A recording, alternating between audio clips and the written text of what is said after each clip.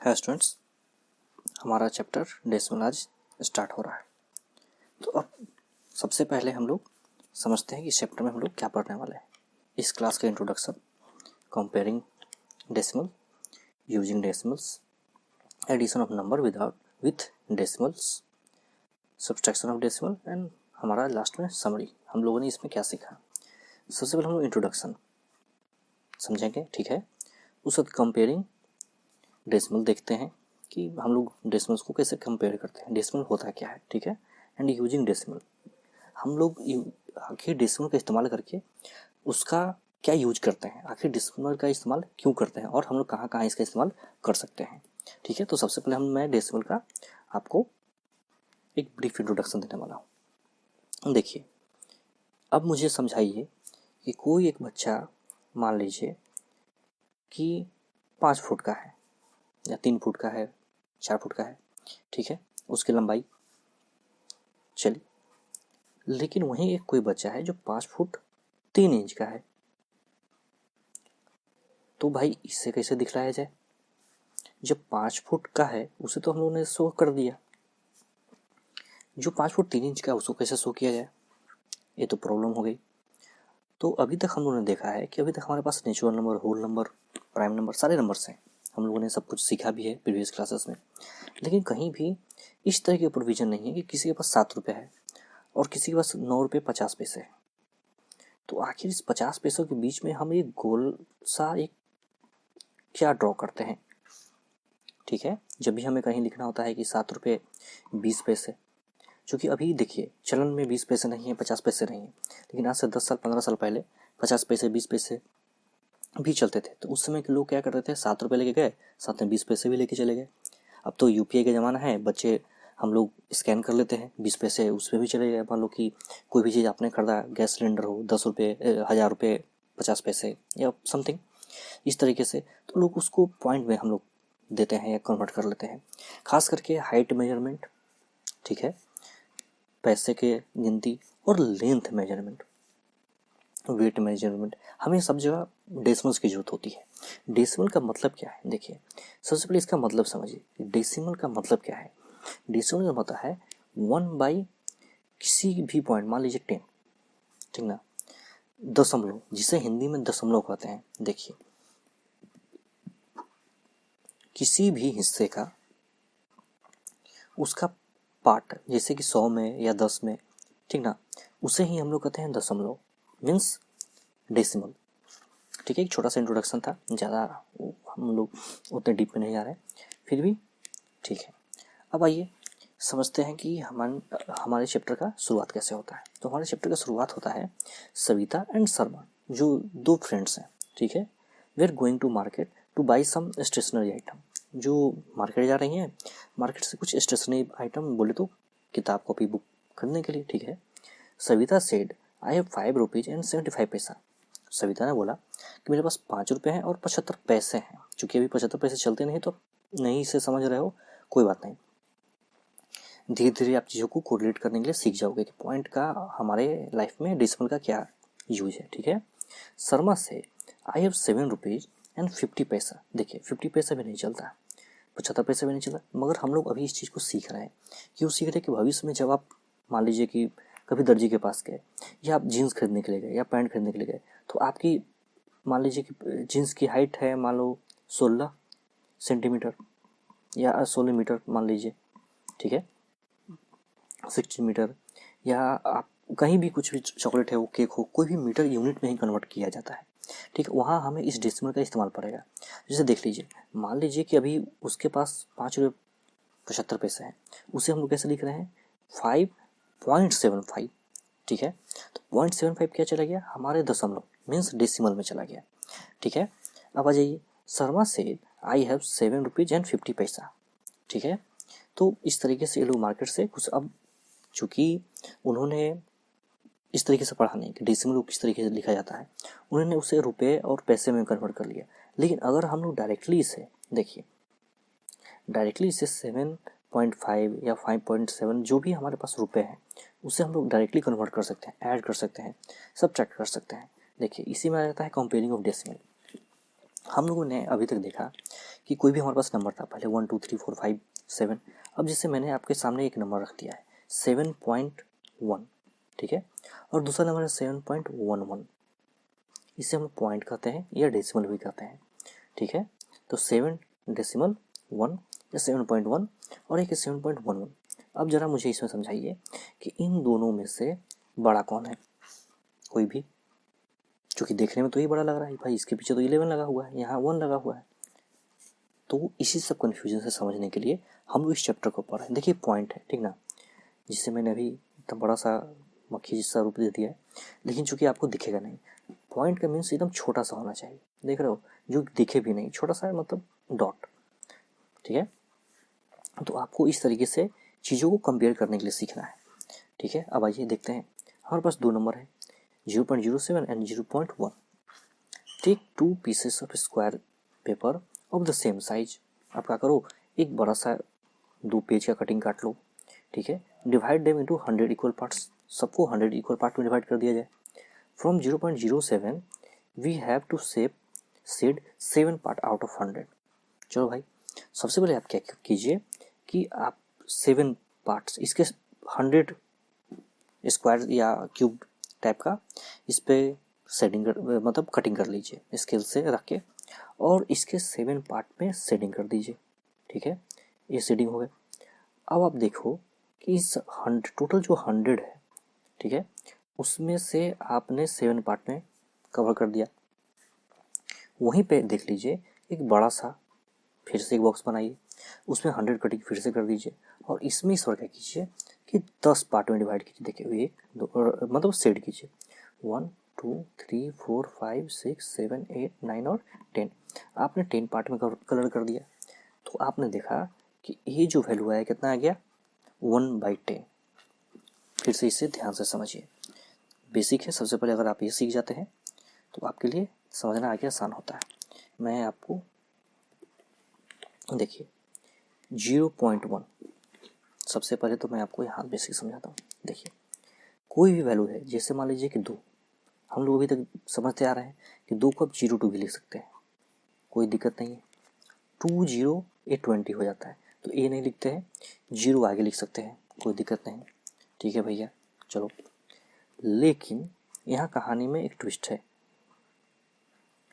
अगर हम 2.0 लिखते हैं, इसका मतलब ही क्या होता है, 2 ही होता है,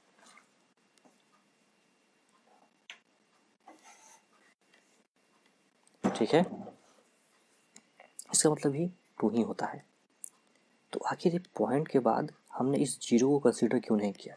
अगर ये पॉइंट यहाँ हट जाए तो ये फिर 20 हो जाता है, लेकिन अगर बीच में हमने पॉइंट डाल दिया तो आखिर ये पॉइंट है क्या, और पॉइंट से हमें मिलता क्या है? तो देखिए जहाँ भी ये पॉइंट लगा हुआ है, मान लीजिए 2.21, ठीक है, आपको क्या करना है, इस पॉइंट को यहाँ से उड़ा दिए, ठीक है, और जैसे ही पॉइंट गया यहाँ पे नीचे क्या आ गया 1, उसके जितने भी नंबर है उसे काउंट करके नीचे लिख दिया।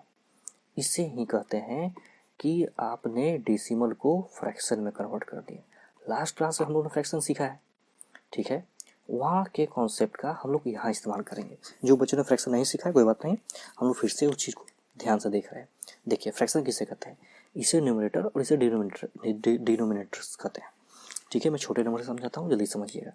जैसे कोई एक नंबर है 3.2, ठीक है, यहाँ पर डंडी उड़ाया, ठीक है, एक आ गया, जब ये पॉइंट जाएगा तो नीचे क्या आ जाएगा 1, और उसका जितने भी नंबर है उतने काउंट लग जाते हैं। तो ए नंबर कितना हो गया 32/10। तो असल में हम लोग इससे क्या कर रहे हैं, डेसिमल को फ्रैक्शन में कन्वर्ट कर रहे हैं। क्यों कर रहे हैं, चीज़ों को आसानी से समझने के लिए, ठीक है। यहाँ ध्यान से देखिए, जो ये नंबर है हमारा 0.1, उसे हम लोगों ने क्या कर दिया, इस नंबर में कन्वर्ट कर दिया, 10/100 कर दिया। क्यों, क्योंकि चीज़ों को आसान से समझने के लिए।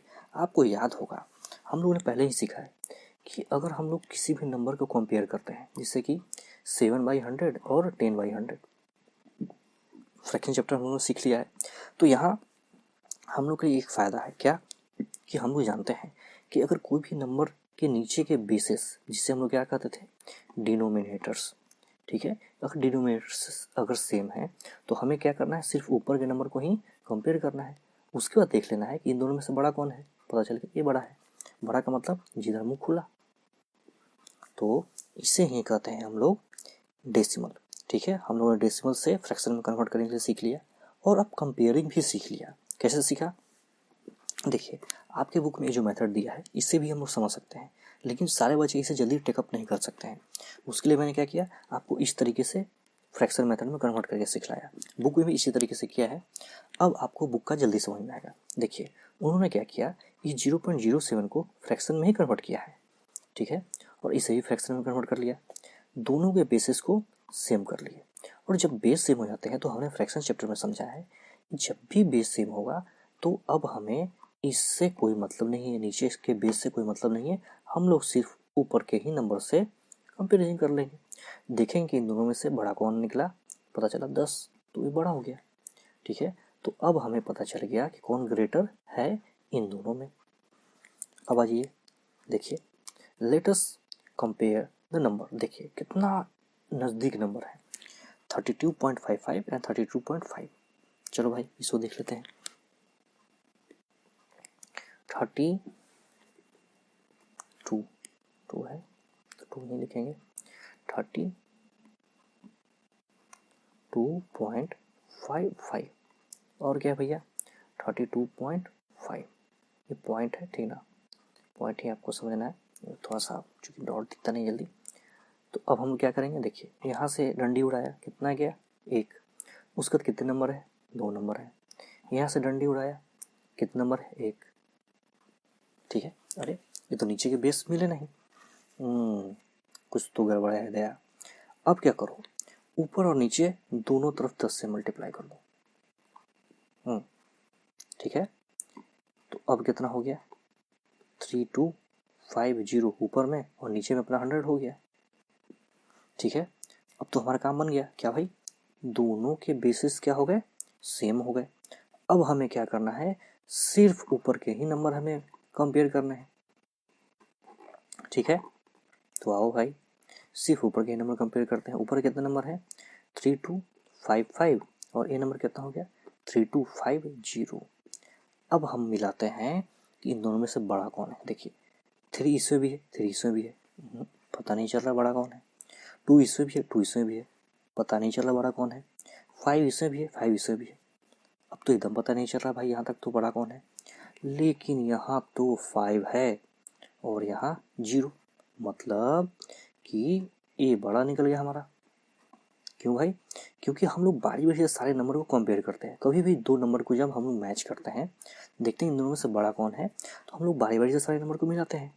ठीक है, जहाँ जो नंबर बड़ा निकल गया जिस पॉइंट पर भी, इसका मतलब ये नंबर हमारा बड़ा है।